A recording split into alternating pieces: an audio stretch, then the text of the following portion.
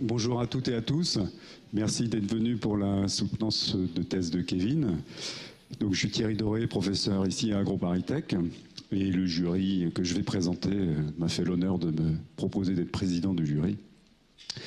Donc, c'est pas ma voix normale, hein. Je suis désolé, je suis un peu pris là. J'espère que ça sera audible quand même. Alors, le jury, on a un jury, je dirais pas pléthorique, en tout cas abondant et très international. Alors, les deux rapporteurs sont Dominique Barjol, ici présente, qui est enseignante à l'EPF à Zurich, et Catherine, il faut que je lise le papier pour ne pas dire de bêtises, de Skemaker, qui est enseignante à l'université de Wageningen, dans un département qui est le département de Plant Science. Et les membres du jury sont Jan van der Ploeg, qui est ici, qui est aussi de Wageningen, mais plutôt dans un département de sciences sociales.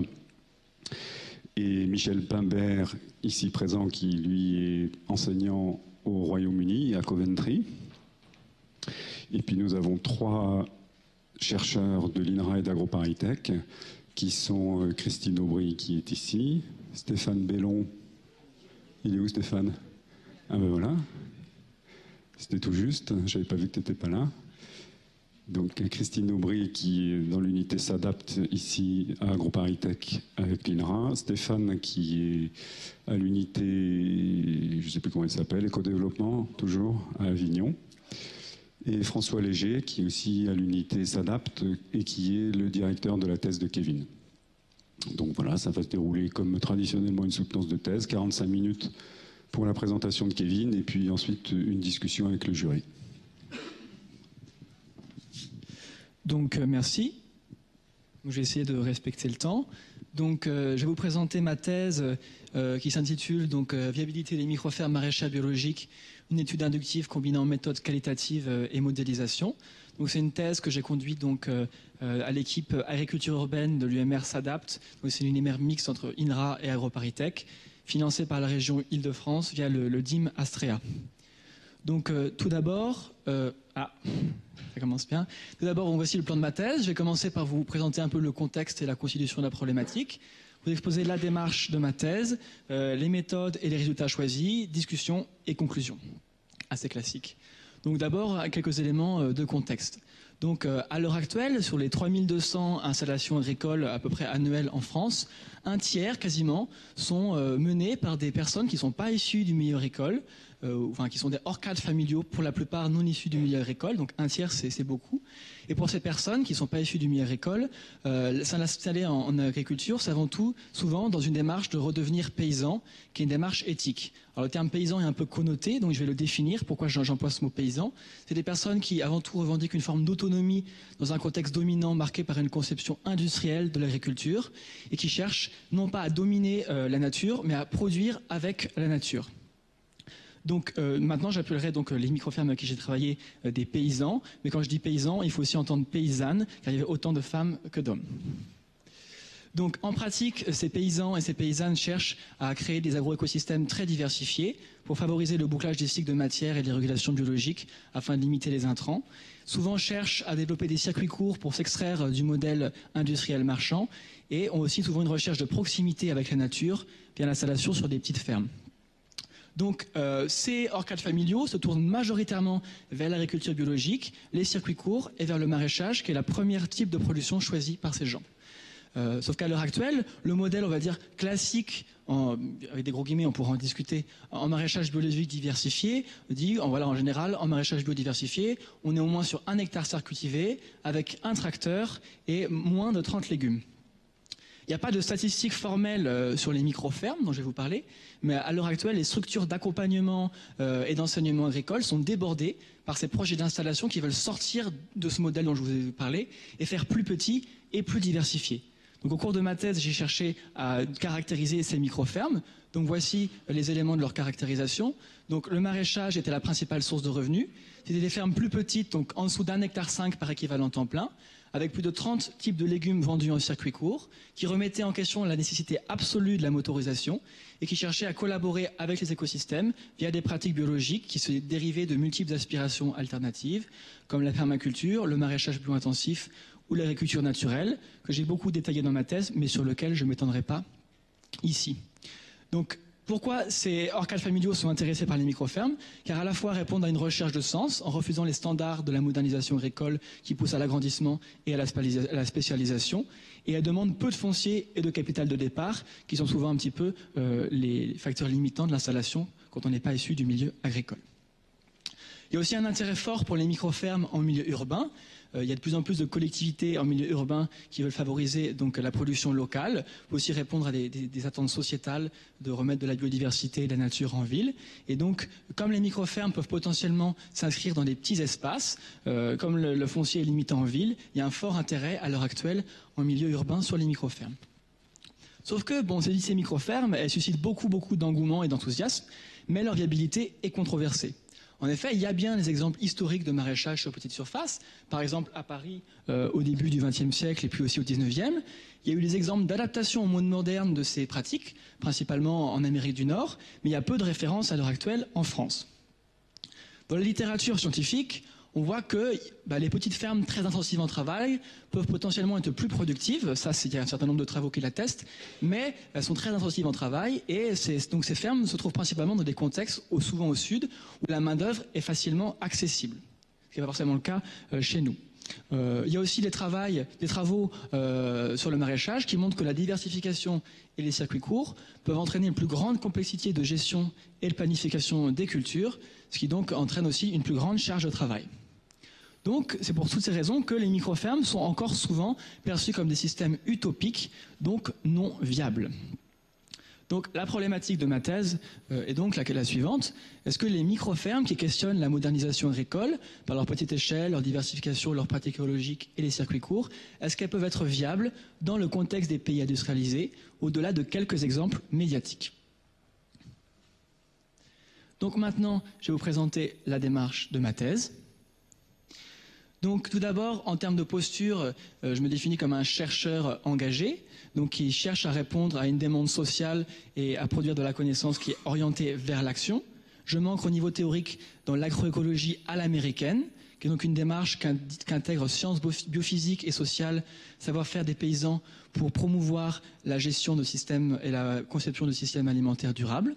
Et je me revendique aussi d'une forme de militantisme critique en agronomie que Sébillotte, professeur d'agronomie de cette école, revendiquait à la fin de sa vie. Donc être un agronome qui intègre une réflexion éthique, qui dialogue et agit pour la société. Donc concrètement, comme je voulais donc agir pour la société, ma thèse, j'ai cherché à la fois à créer de la connaissance académique et de la connaissance pragmatique sur des systèmes qui étaient peu documentés, absents de la littérature académique. Donc je me suis basé avant tout sur des cas singuliers, sur l'expertise des paysans, pour créer de la connaissance, donc dans une démarche inductive. Donc rapidement, je vais vous présenter un petit peu l'organisation de ma thèse, qui s'est structurée en 5 articles. Donc dans le premier article, j'ai cherché à caractériser un revenu sur un cas d'une microferme emblématique, qui est la microferme du Bec et Loing, sur lequel mon directeur François Léger avait initié un projet de recherche depuis 2011. Ensuite, j'ai cherché, sur une plus grande diversité de microfermes, à comprendre les choix stratégiques de ces fermes et le relier à leur projet de vie, pour essayer de donner une définition de la viabilité. Ensuite, j'ai exploré la viabilité économique des microfermes via un modèle de simulation. Après, j'ai cherché à analyser les stratégies des microfermes pour gérer la complexité de la planification des cultures, qui était souvent mis en avant comme un frein. Et pour finir, j'ai essayé d'appliquer un certain nombre de méthodes que j'avais développées au contexte des microfermes londoniennes. Donc, en termes de cas d'études, j'ai principalement réalisé mon travail sur 20 cas d'études au nord de la Loire en France, sur des fermes qui étaient assez jeunes, moins de 10 ans, parce que c'est encore des systèmes assez pionniers. Et à la fin de ma thèse, comme il y avait au départ une demande forte sur les microfermes en ville, j'ai essayé d'adapter les méthodes développées en milieu rural au milieu londonien sur 10 cas d'études. Donc, au cours de ma thèse, j'ai cherché à impliquer les acteurs tout au long du dispositif, donc par une forme de consultation via des discussions informelles et des échanges, pour la construction de la problématique, le recueil des données, la présentation et la discussion des méthodes et des résultats.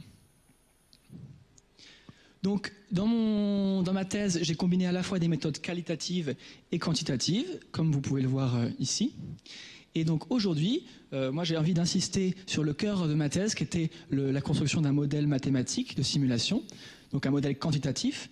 Sauf que la conception de ce modèle quantitatif s'est basée sur un cadre conceptuel qualitatif que j'avais développé avant. Donc je vais vous donner les principaux éléments de résultat de cet article-là pour pouvoir vous montrer comment ça a impacté ma démarche de modélisation. Donc là, je vous présente donc ce fameux cadre conceptuel. Donc ce cadre et cette démarche essaient de répondre à une question de recherche qui était la suivante: comment définir et aborder la viabilité de systèmes agricoles alternatifs que sont les micro-fermes. Donc dans les méthodes d'analyse multicritère de la durabilité de l'exploitation agricole, la viabilité est souvent réduite à une dimension économique de la durabilité. Moi, je n'ai pas décidé de partir là-dessus. Je me suis plutôt inspiré de la théorie mathématique de la viabilité, qui dit qu'un système est viable s'il remplit un certain nombre de contraintes qui lui permettent de continuer à exister au cours du temps, car cette définition me paraissait plus en résonance avec la question pragmatique des gens, qui était « pourrais-je vivre d'une micro-ferme au cours du temps ?» Donc, sauf qu'un système, pour qu'il soit viable au cours du temps, quand c'est une ferme, c'est un système qui est piloté par l'homme. Donc c'est avant tout le paysan qui décide ou non de continuer son activité. Donc il y avait une dimension subjective importante de la viabilité, de savoir qu'est-ce que le paysan désire et qu'est-ce que le paysan peut accepter. Donc je ne vais pas détailler les méthodes ici, mais j'ai fait une analyse quantitative de 14 entretiens qui ont mené aux résultats que je vais vous présenter. Donc en fait, je me suis rendu compte, à partir des entretiens, que les micro-fermes se structuraient autour d'un projet de vie global avec des aspirations écologiques et sociales fortes. Vous voyez ici les différentes dimensions de ce projet. Entre parenthèses, c'est le nombre de micro-fermes sur 14 qui présentaient ces aspirations. Donc vous voyez que sur les 14 micro-fermes, on avait à la fois des aspirations d'autonomie, de qualité de vie de travail, de sens et d'engagement, charge de travail acceptable et revenus décents. Donc vraiment un projet de vie global où le revenu et le travail c'est important, mais il y a aussi plein d'autres choses qui rentrent en compte. Et par contre, vous voyez que sur les différentes fermes, ces aspirations pouvaient se concrétiser de manière assez différente. À partir de ce projet de vie, les maraîchers déterminer leurs choix stratégiques, qui sont donc, si on prend une définition classique, les décisions de l'agriculteur qui concernent la structure et l'organisation de la ferme à moyen et long terme et qui déterminent la trajectoire des fermes. Donc à partir de ça, je me suis dit, si le projet de vie des maraîchers, il y a ces dimensions immatérielles et matérielles, et qu'ils organisent leurs choix stratégiques par rapport à ça, j'ai défini la viabilité comme la possibilité pour les paysans de vivre sur le long terme en accord avec leurs besoins matériels et leurs aspirations immatérielles. Bien sûr, c'est pas si simple que ça. Les aspirations de ce projet de vie, elles peuvent être en tension. Donc, il y a aussi une nécessité parfois de réaliser des compromis. Et donc, j'ai montré dans ce travail qu'il y avait une question importante sur comment le maraîcher fait des compromis dans ses choix stratégiques pour continuer à satisfaire le minimum vital de ses différentes aspirations. Donc, juste pour conclure un peu les éléments de ce travail qualitatif avant de partir à la suite, de passer à la suite. Donc, j'ai donné une définition de la viabilité du point de vue des paysans, qui englobe des dimensions matérielles et immatérielles. J'ai montré la pertinence d'aborder la viabilité par les choix stratégiques, l'importance de considérer les compromis. Et là, je n'ai pas détaillé, mais tous les choix stratégiques que j'ai mentionnés, je les ai étudiés, j'ai regardé leur diversité, et c'est cette étude de la diversité des choix stratégiques qui m'a permis ensuite de faire des scénarios dans le modèle que je vais vous présenter.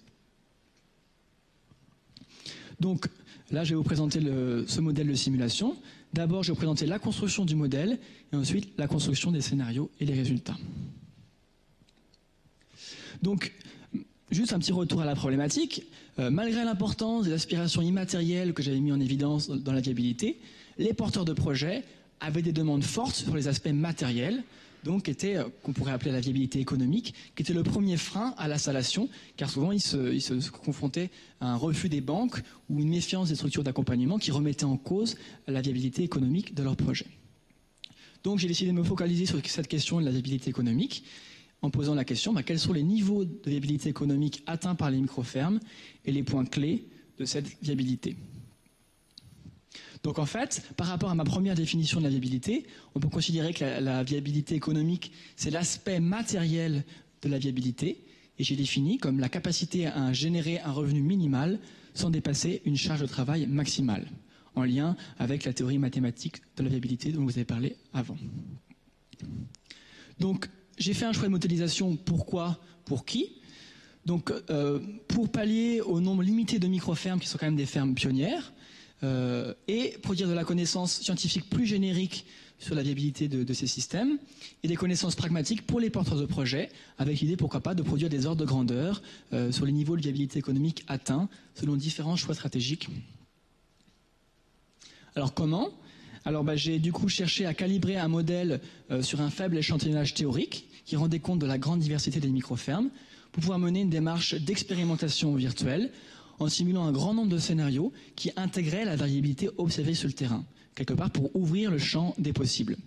C'est pour ça que j'ai opté pour un modèle stochastique. Un modèle stochastique, c'est un modèle qui, pour un scénario donné, présente en sortie une variabilité possible qui intégrait la variabilité observée sur le terrain, pour élargir le champ.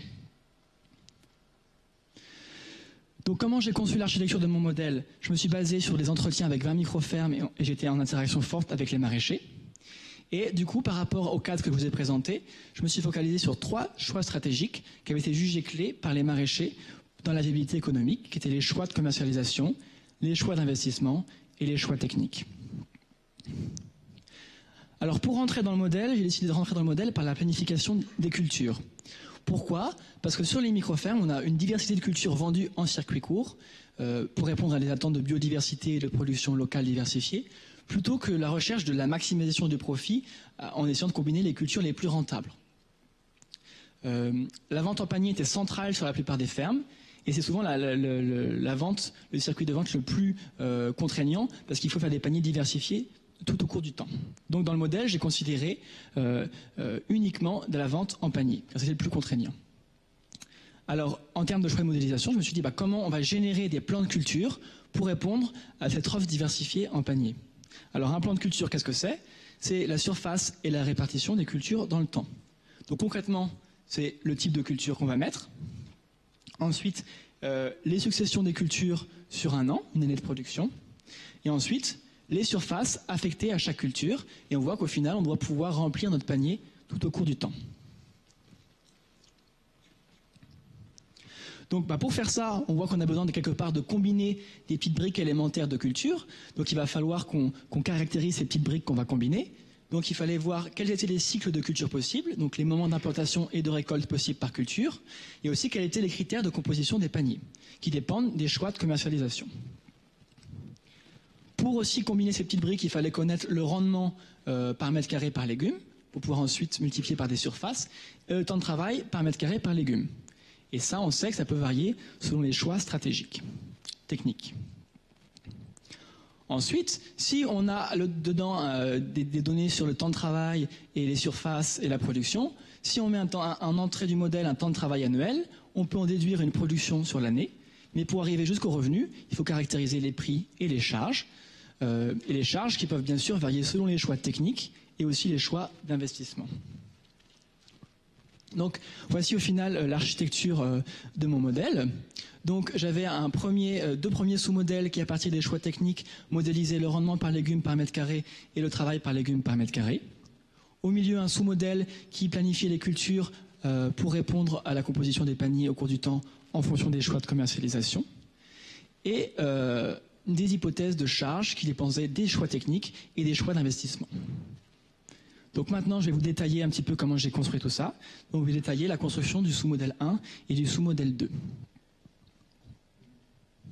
Donc j'ai récolté des données pour 50 cultures sur un échantillonnage théorique de 10 micro-fermes qui avaient des stratégies variées par rapport aux variables qui étaient jugées déterminantes sur le rendement et le temps de travail. Donc voici les différentes variables qu'on a considérées, je les détaillerai plus tard, et vous voyez que du coup, j'avais un échantillon de fermes qui présentait de la diversité sur ces différentes variables.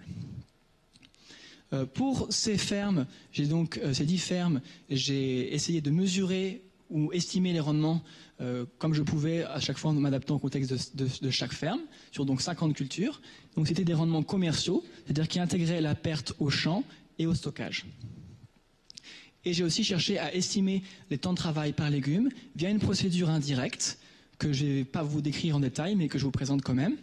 Donc sur chaque ferme, j'allais estimer le temps de travail annuel à partir d'une estimation mois par mois du travail. Ensuite, je récupérais aussi toutes les surfaces de culture sur la ferme. Et j'ai eu la chance d'avoir 2 jeux de données sur 2 micro-fermes qui, pendant 3 ans, avaient mesuré les temps très précisément les temps de culture par légumes consacrés à l'implantation, l'entretien et la récolte. Du coup, à partir de ce énorme jeu de données, j'ai pu créer un petit modèle linéaire qui, à partir d'une typologie des légumes, donc est-ce qu'ils avaient un temps plutôt faible, moyen ou fort d'implantation, d'entretien et de récolte, de prédire leur temps de travail par mètre carré. Et à partir de ce modèle, je suis allé voir les gens sur le terrain et je leur ai demandé sur chaque ferme de classer ces 50 légumes eux-mêmes dans les catégories d'implantation, entretien et récolte par rapport à leur appréciation, quels étaient les légumes qui avaient demandé le plus d'entretien, le moins d'entretien. Et avec toutes ces données, j'arrivais à une estimation pour chacune des fermes du temps de travail par mètre carré et par légume. Donc au final, j'ai dû récupérer 387 points de données de rendement et 387 points de données de temps de travail sur 10 fermes pour 50 légumes. Et j'avais envie de chercher à caractériser l'effet des pratiques. J'ai opté pour des modèles mixtes, donc j'épargne les subtilités maintenant, mais on pourra en discuter plus tard. Mais le principe de modèle mixte, c'est que j'ai choisi de caractériser l'effet des cultures et des fermes comme des effets aléatoires pour extraire les effets fixes des pratiques. Donc il y avait donc ces grandes variables, comme je vous l'ai dit, ont été choisies parce qu'elles étaient jugées pertinentes par les maraîchers. Donc le choix de motorisation, uniquement manuelle, ou alors forte, donc avec un tracteur pour quasiment toutes les activités, et un système intermédiaire où on avait une petite motorisation uniquement pour le travail du sol, mais tout le reste était fait à la main. La possibilité de faire des associations de culture ou pas. Des pratiques bas intrants ou pas. Alors là, derrière pratiques bas intrants, je mets compostage, paillage, mulch, préparation de décoction sur la plante sur la ferme pour limiter les intrants. Et aussi la pratique de l'autoconstruction, car on savait que sur des micro-fermes qui s'installent, beaucoup cherchent à autoconstruire pour limiter les emprunts, et que cette autoconstruction entraîne souvent une surcharge de travail. Donc j'ai pris aussi cette variable en compte dans le modèle. Donc pourquoi le modèle est au log? Là, c'est juste pour faire mathématiques. Et non, plus sérieusement, c'est pour c'est pour garantir l'homocédasticité des résidus. Donc à partir de cette première équation, j'ai fait ensuite une sélection à reculons pour arriver à des modèles avec les variables significatives pour le travail et pour le rendement. Donc là, je vous présenterai juste l'équation à laquelle je suis arrivé pour le travail. Donc j'ai montré qu'en fait, le travail, les effets fixes significatifs qui l'impactaient, c'était le niveau de motorisation, les pratiques bas intrants et l'autoconstruction. Donc vous voyez que les pratiques bas intrants et l'autoconstruction avaient tendance à augmenter le temps de travail, alors que par rapport à l'intercept, qui était donc motorisation forte, la motorisation intermédiaire et le travail manuel avaient tendance à diminuer le temps de travail. Pourquoi? Parce que souvent sur ces systèmes moins motorisés, on intervenait moins systématiquement sur le sol, donc on avait moins de temps de travail pour le travail du sol. Et comme quand on a un tracteur et qu'on fait du binage motorisé, on doit laisser un espacement entre les rangs pour pouvoir passer avec la machine. Quand on n'a pas de binage motorisé, on peut du coup densifier les cultures, et ce qui limite le temps de désherbage. Donc vous voyez que le modèle n'était pas si mauvais parce qu'on avait quand même un R2 conditionnel de 0,76. Donc à partir de ce modèle, je pouvais aussi prédire les effets des 50 légumes pour le temps de travail, et on a fait aussi la même chose pour le rendement.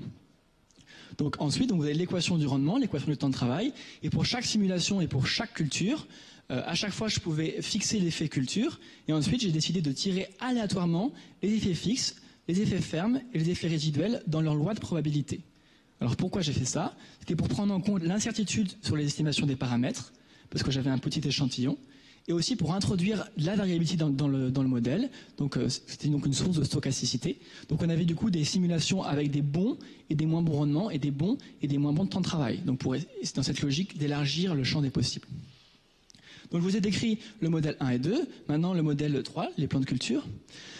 Donc pour élaborer ces plans de culture, j'ai recueilli des plans de culture pour 50 cultures sur 10 micro-fermes. Et à partir de ça, j'ai constitué une base de données avec 1053 cycles de culture possibles, où à chaque fois on avait les cultures, la zone, plein champ serre, le calendrier, et à chaque fois le mois d'implantation, le début de récolte et la fin de récolte. Bien sûr, il y avait plein de possibilités pour une culture, on pouvait avoir plein de cycles de culture possibles. J'ai aussi recueilli la constitution hebdomadaire des paniers pour toute une saison de production, ce qui a permis d'établir des critères de diversité des paniers au cours du temps. Et à partir de ça, du coup, j'ai créé un modèle qui génère aléatoirement des plans de culture pour assurer une offre cohérente en vente en panier hebdomadaire au cours du temps. Donc, en s'assurant qu'il y ait des quantités suffisantes pour une livraison en panier hebdomadaire, en termes de part de légumes, et aussi une diversité suffisante dans les paniers et entre les paniers. Donc, il y avait des critères de diversité pour les paniers chaque semaine et aussi au cours du temps. Donc, c'était aussi une source de stochasticité, parce que, du coup, on pouvait à chaque simulation tirer aléatoirement un plan de culture. Donc, on a détaillé le plan de culture. Maintenant, quelques mots sur les prix et les charges. Les prix, je ne me suis pas très compliqué la tête. J'ai pris les prix moyens sur les 10 fermes en panier. Et les charges, j'ai étudié les documents comptables des micro-fermes sur le plus d'années possible. Donc au final, j'arrive à ce modèle qui donc permet, à partir d'un temps de travail, d'estimer un revenu. Et donc en faisant le rapport entre le revenu et le temps de travail, je pouvais estimer les chances de viabilité économique de différents scénarios. Donc maintenant, je vais vous expliquer comment j'ai construit mes scénarios à partir des enquêtes qualitatives. Que tous les choix, donc j'ai considéré qu'un scénario était toujours une combinaison entre un système technique, il y en avait 3 possibles, une stratégie de commercialisation, il y en avait 2 possibles, et une hypothèse d'investissement. Donc il y avait 2 stratégies d'installation et une hypothèse de routine. Et tout ce que je vais vous présenter, ça a été dérivé des entretiens qualitatifs préalables avec les maraîchers. Donc d'ailleurs, je vais vous montrer comment j'ai constitué ces systèmes techniques. Donc j'ai considéré 3 systèmes techniques qui, quelque part, étaient bien sûr des points, des pôles théoriques sur la diversité des fermes observées. Donc il y avait quelque part sur un gradient de motorisation et sur un gradient décroissant de pratiques écologiques et d'intensité d'utilisation de l'espace. Donc le premier système, c'était le système micro-agriculture manuelle, donc uniquement manuel, une volonté de vraiment densifier au maximum les cultures, avec aussi des associations de cultures, et un maximum de succession de cultures dans le temps. Et du coup, pour maximiser les successions de cultures, on ne fait pas d'engrais verts qui vont prendre de l'espace pour les cultures. À l'opposé, on avait le maraîchage, à l'extrême opposé, le maraîchage dit, on pourrait qualifier de classique, avec une motorisation forte, et une densité d'implantation faible pour ces histoires de binage motorisé dont je vous ai déjà parlé, une succession de cultures de 1 à 2, ce qui se fait couramment en maraîchage classique, pas d'engrais verts et pas de pratique bas intrants. Et entre les deux, on avait un système intermédiaire, le système de maraîchage bio-intensif, où il avait une motorisation manuelle uniquement pour le travail du sol, mais qui permet quand même une bonne densité d'implantation. On avait aussi une volonté de faire plus de successions de cultures par an, mais on voulait mettre des engrais verts, ce qui limitait le nombre de successions de cultures. Et on ne faisait pas d'association dans ce système. Donc je voulais vous imprégner de ces 3 systèmes, parce qu'après on va détailler les résultats. Ensuite, j'ai cherché à caractériser donc 2 stratégies de commercialisation. Donc à chaque fois en panier, une commercialisation sur 12 mois avec une gamme de légumes qui incluait toutes les cultures de conservation hivernale, donc carottes, pommes de terre, betteraves et compagnie, qui occupent l'espace plus longtemps avec une faible valeur ajoutée. C'est la raison pour laquelle il y a aussi des maraîchers qui font le choix de ne pas cultiver ces légumes ou qui les cultivent uniquement en primeur, c'est-à-dire donc sur une plus courte période avec une meilleure valeur ajoutée. Et donc le deuxième scénario, c'était la deuxième stratégie considérait ça avec une commercialisation d'avril à décembre, comme ça on n'a pas besoin de livrer en hiver. Donc bien sûr, c'est aussi des pôles théoriques. Les fermes dans la réalité pouvaient avoir des choses entre les deux. Donc maintenant les stratégies d'installation. Donc j'ai considéré qu'on avait 0 capital propre de départ, qui est peut-être une hypothèse un petit peu extrême, mais comme les micro-fermes mettaient en avant l'idée de pouvoir s'installer avec peu de capital, j'ai dit ok, on va jusqu'au bout, 0 capital propre de départ. Et j'ai caractérisé 2 stratégies d'installation. Une stratégie d'installation à haut coût, à bas coût, où on faisait plutôt de l'autoconstruction à partir de matériel d'occasion et de récupération, qui vise à limiter les emprunts mais avec un temps de travail plus important. Et une installation à haut coût, où là on achète du matériel neuf, donc on a des emprunts plus élevés, mais comme on n'a pas besoin de faire d'autoconstruction, on a un temps de travail plus faible. J'ai considéré aussi une hypothèse de routine, où après 5 ans, je considérais que tous les emprunts étaient remboursés, où on n'avait plus de travail pour l'autoconstruction. Donc, si on combine ces 3 fois 2 fois 3 hypothèses, on arrive à 18 scénarios possibles. Et pour chacun des 18 scénarios, j'ai réalisé avec le modèle 1000 simulations. Donc, on arrivait à 18 000 simulations. Donc, comment j'ai évalué la viabilité économique de ces simulations? Je me suis basé sur des critères de charge de travail annuel maximum et de revenu mensuel minimum que j'avais mis en évidence avec les entretiens qualitatifs. Les gens n'avaient pas tous la même volonté de limiter le travail ou de revenus. Donc, en termes de charge de travail, j'ai considéré une charge de travail annuelle maximum de 1800 heures, qui correspond à peu près à 36 heures sur 50 semaines. Donc, assez ambitieux en maraîchage. Et une charge de travail de 2500 heures, donc 50 heures sur 50 semaines. En termes de revenu minimal mensuel, j'ai considéré 3 critères. Donc 600 € par mois, 1000 € par mois et 1400 € par mois, avant imposition. Et du coup, en combinant tous ces critères, j'arrivais à 6 niveaux de viabilité différentes. Pour chacun des 18 scénarios, et pour chacun des critères, je regardais combien de ces scénarios, de ces simulations, permettaient de remplir les critères de viabilité. Donc à chaque fois, pour un scénario, j'avais 1000 simulations et je regardais le pourcentage de ces simulations qui remplissaient ces critères. Donc c'est ce pourcentage que j'ai appelé les chances de viabilité économique que je vais maintenant vous décrire. Donc avant de vous décrire les scénarios dans le détail, je vais vous montrer qu'en fait, bien sûr, les chances de viabilité économique dépendent bien sûr des niveaux considérés en tant que critères de viabilité. Donc si je prends par exemple le système technique MI, la commercialisation sur 12 mois et la routine, on voit que quand on change de critère, on passe de 95% à 8%. Donc en fait, bien sûr, plus on a des critères exigeants, plus on limite les chances de viabilité. Donc, dans la suite, je ne vais pas vous détailler à chaque fois les résultats pour chacun des niveaux. Je ferai une moyenne de ces différents niveaux de viabilité. Ce qui est intéressant, c'est aussi de montrer qu'aucun scénario ne garantissait la viabilité économique à 100%, ce qui met en évidence la difficulté de s'installer sur une ferme. Donc maintenant, les résultats, enfin. Donc, on pouvait regarder l'impact des systèmes techniques sur la viabilité économique. Donc, en bas, vous avez les différentes hypothèses de commercialisation et en haut, les systèmes techniques. Et donc, ce qu'on voit, c'est que l'intensification par unité de surface et les pratiques écologiques bas intrants, qui sont donc qu'on retrouve dans le système MI et BI, permettent un niveau supérieur de viabilité économique par rapport au système classique.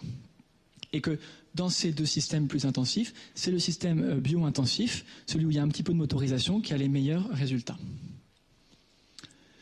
Ça permet aussi d'être viable économiquement sur des plus petites surfaces cultivées, d'être petit et intense. Donc on voit ici les surfaces cultivées pour les scénarios viables uniquement, en fonction des systèmes techniques. Et on voit que du coup, les systèmes techniques les plus intensifs permettent d'être viables sur une surface plus petite, qui est bien sûr dépend du niveau d'intensification choisi. Et on est largement en dessous de la barre classique où on est à 1,2 hectare, 1,5 hectare recommandé.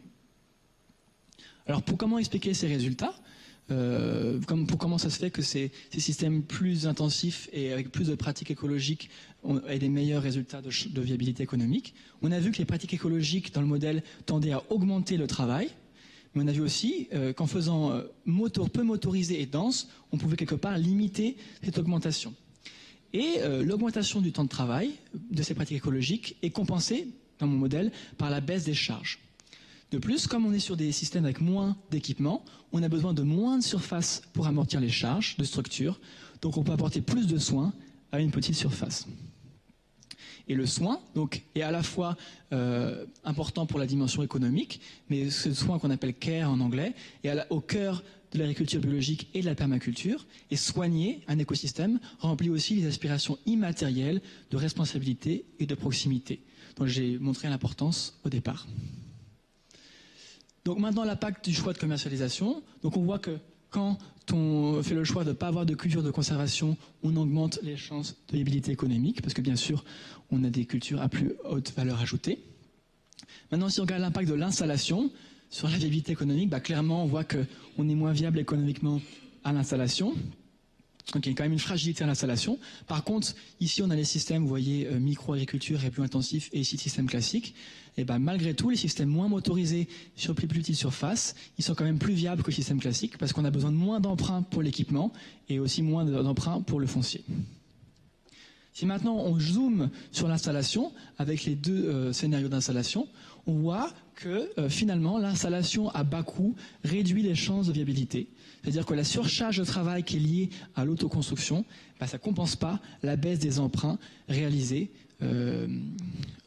par l'autoconstruction. En tout cas dans les hypothèses du modèle où on avait zéro capital propre au départ. Donc après, bien sûr, il a fallu valider toutes ces sorties du modèle sur le terrain, donc en confrontant des données de terrain. Donc là, vous avez les surfaces cultivées et les revenus horaires pour différentes combinaisons de scénarios.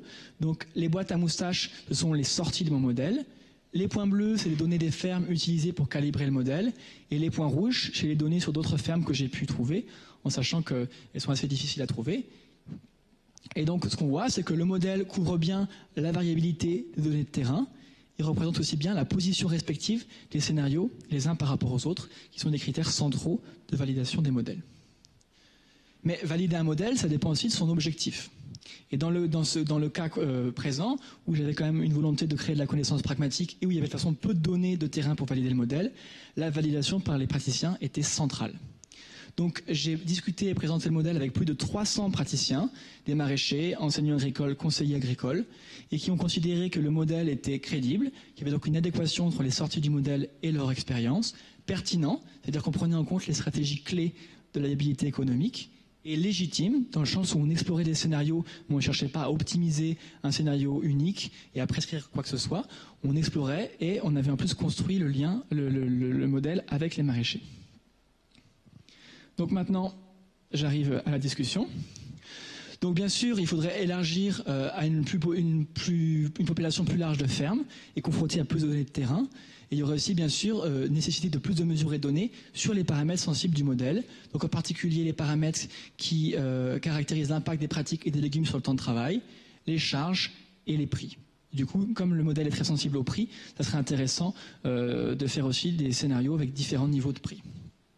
Alors, on a vu dans le premier travail qualitatif que les maraîchers mettaient en place un choix stratégique pour répondre à des aspirations aussi immatérielles. Donc là, je vous ai moi décrit les stratégies uniquement d'un point de vue technique, mais par exemple, en termes de commercialisation, vous avez ici le scénario sur 12 mois et sur 9 mois, on voit qu'ils peuvent aussi répondre à des aspirations immatérielles différentes. Dans la stratégie sur 12 mois, on cherche à avoir plus d'autonomie parce qu'on produit des cultures de conservation, un travail plus étalé sur l'année et aussi une dimension d'équité, que par pas laisser les cultures de conservation à basse valeur ajoutée aux copains. Et un scénario sur 9 mois où là, on va du coup générer la valeur sur une plus courte période, en été, donc avec une volonté de connecter au rythme naturel où on est plus actif quand la nature produit plus, et des vacances en hiver. Bien sûr, on pourrait relier les différents choix stratégiques aux différentes valeurs, aussi pour le système technique et les stratégies d'investissement. En face, on a les niveaux de viabilité économique atteints entre les deux. Et donc, ça serait intéressant maintenant de considérer comment on considère les compromis entre ces dimensions immatérielles et les dimensions de viabilité économique. Par exemple, on voit qu'en termes de viabilité économique, le système bio-intensif est le plus performant. Par contre, sur certaines valeurs, par exemple sur la motorisation, il y a des gens qui ne souhaitent absolument pas de motorisation, donc qui ne souhaiteront pas s'installer sur ce type de système. Donc il y a bien sûr des compromis à trouver. Donc comment on peut du coup faire le lien entre ces scénarios, ces dimensions immatérielles et matérielles? Donc une des pistes de mon travail, ça a été de discuter collectivement et qualitativement les résultats. C'est-à-dire qu'en gros, j'amène les résultats de simulation et je laisse la discussion qualitative aux acteurs. C'est ce que j'ai fait à Londres. Dans mon modèle, j'avais considéré 2 choix de commercialisation. Vendre des pousses à haute valeur ajoutée chères à des restaurants et vendre une large gamme de légumes à des prix abordables pour les habitants. Bien sûr, on voyait que ce scénario-là avait plus de chances de viabilité économique. Mais en discutant les résultats avec les gens, on voyait que sur le terrain, eux pouvaient mettre en place des compromis, c'est-à-dire d'avoir par exemple une partie de leur récolte qui était dédiée à une haute valeur ajoutée et une partie qui était vendue à des prix plus abordables. C'est ce qu'ils appelaient the Robin Hood Strategy, la stratégie Robin des Bois, qui considérait à vendre plus cher aux riches pour vendre moins cher aux pauvres, et qui trouvait du coup qui consistait donc un compromis entre une aspiration d'un côté de revenus décents et d'engagement social.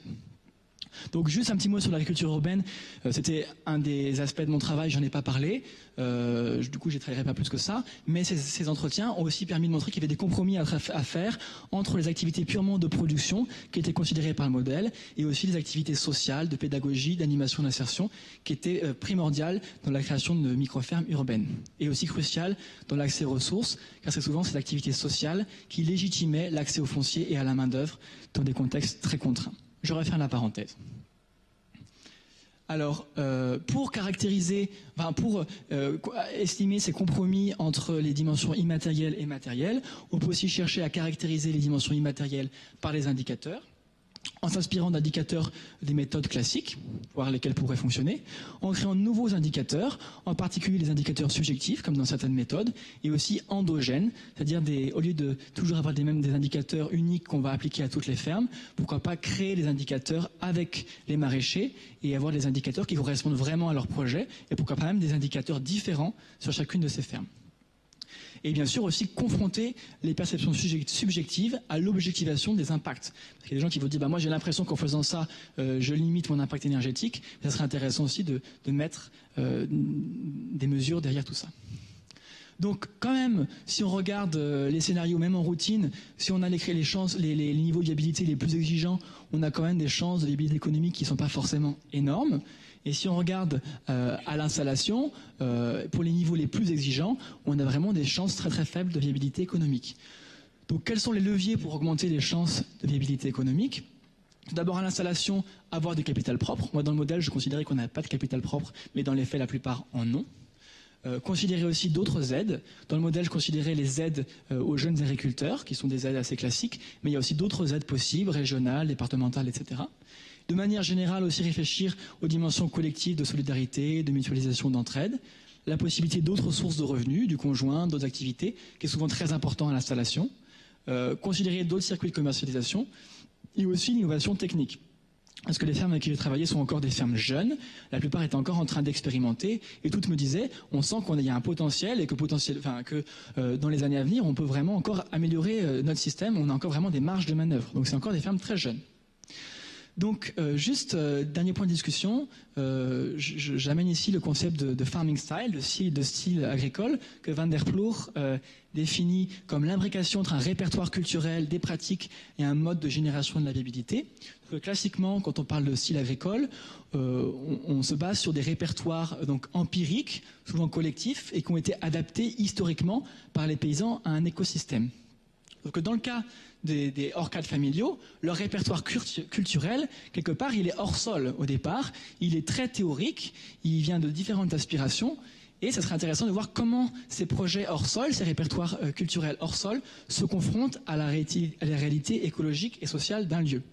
Ce serait intéressant de le voir en dynamique et de voir comment ces répertoires culturels peuvent créer de nouveaux styles agricoles qui pourraient être potentiellement viables. Donc, quand on parle donc de confrontation à la réalité écologique et sociale d'un lieu, c'est très important.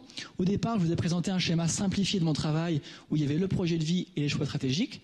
En fait, mon travail était un petit peu plus compliqué que ça et on montrait qu'il y avait aussi une adaptation entre le projet de vie et la situation. Là, c'est classique, c'est le phénomène de coproduction ou la théorie du comportement adaptatif en agronomie. Donc, il faudrait regarder comment le projet transforme le lieu et comment le lieu transforme le projet au cours du temps. Et donc, on pourrait aussi regarder en dynamique comment se construit en particulier tout un socio-système autour de ces nouveaux projets de clientèle, d'entraide, de mutualisation et un écosystème en termes de fertilité des sols, de régulation biologique, car ce sont des fermes qui mettent en avant l'écosystème. Donc, j'en arrive maintenant à la conclusion. Donc, je vous l'ai dit au départ que je voulais créer de la connaissance à la fois académique et pragmatique. En termes de connaissances académiques, je propose quand même des pistes de réflexion pour une approche globale de la viabilité. Je confirme l'importance de la subjectivité des acteurs dans la durabilité des fermes biologiques et des systèmes humains en général. Je suggère aussi d'intégrer mieux les dimensions subjectives dans les cadres existants de la multifonctionnalité de l'agriculture ou les services écosystémiques. Je montre que des petites échelles pratiques écologiques peuvent augmenter la viabilité des systèmes agricoles biologiques.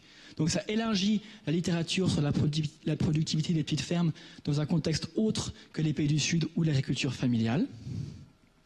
Et ça confirme aussi l'intérêt des pratiques écologiques innovantes, comme les associations et la diversification des cultures, sur la viabilité des systèmes d'agriculture biologique, qui n'ont donc peut-être pas intérêt à se conventionnaliser. En termes de contribution pragmatique, donc j'ai montré que les microfermes peuvent être viables économiquement et l'impact de différents choix stratégiques sur cette viabilité. On a mis en évidence la nécessité de faire des compromis qui ne menacent ni les dimensions matérielles ni les dimensions immatérielles. Bien sûr, attention à l'installation. Que bien sûr, il y a des niveaux potentiellement intéressants de viabilité, mais que c'est jamais 100% garanti et qu'il y a des niveaux quand même assez faibles pour des critères très exigeants, donc nécessité de continuer à expérimenter. Donc, on peut dire que les microfermes participent quelque part d'un réaménagement de la modernité, si on prend une expression de Latour, car à la fois, elles s'inscrivent quand même dans la modernité en cherchant à avoir une forme de rationalité pour répondre aux critères économiques du modèle dominant, mais elles revendiquent aussi d'autres valeurs que le progrès technique, maximisant le profit. Donc, face à ces fermes qui réaménagent la modernité, peut-être qu'elles nous obligent aussi à réaménager notre manière de faire de la recherche, et en particulier la complexité des systèmes étudiés et la part importante d'aspiration qualitative dans leur conception appellent selon moi à la transdisciplinarité, c'est-à-dire à l'articulation entre différentes disciplines, biotechniques et sociales, et la prise en compte des connaissances paysannes. Je vous remercie de votre attention.